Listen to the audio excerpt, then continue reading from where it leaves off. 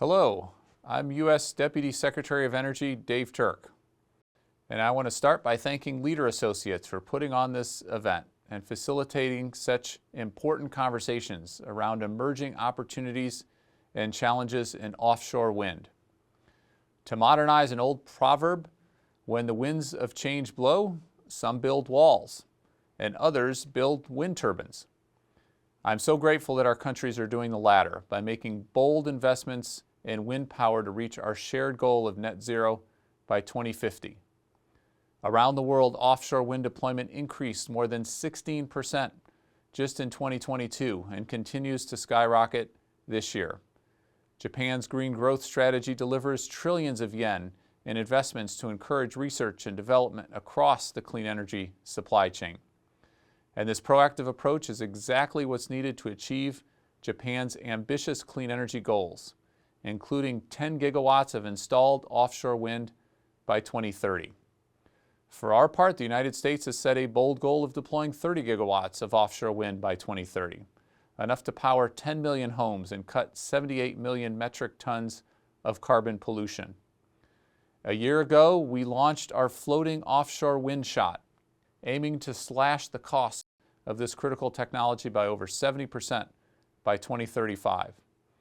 Now, thanks to President Biden's historic climate agenda, the U.S. is making unprecedented investments that can bring these goals to life.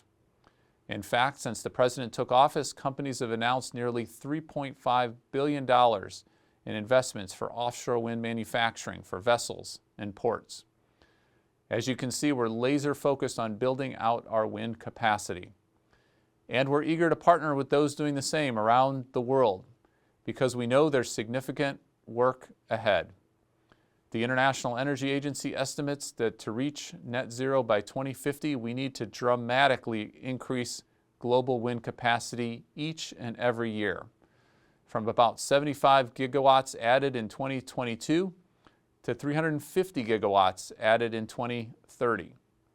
We need continued funding and investment to advance offshore wind technology, to address challenges with floating platforms and moorings, and to increase the resilience of turbine systems to waves in extreme weather. We also need to build sustainable supply chains to scale these solutions. But despite these challenges, I'm increasingly optimistic about the future. And that's thanks to all of you, folks committed to seeing wind power grow and develop in Japan and around the world. Like-minded countries and partners need to work together to achieve these goals. The U.S. and Japan partner in energy and climate in so many different fora, including under the Clean Energy and Energy Security Initiative that we call CC, which advances important technical collaboration.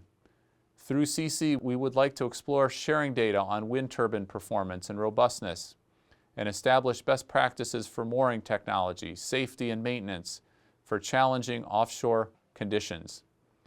I'm a firm believer that when it comes to research and development, 1 + 1 can equal 3.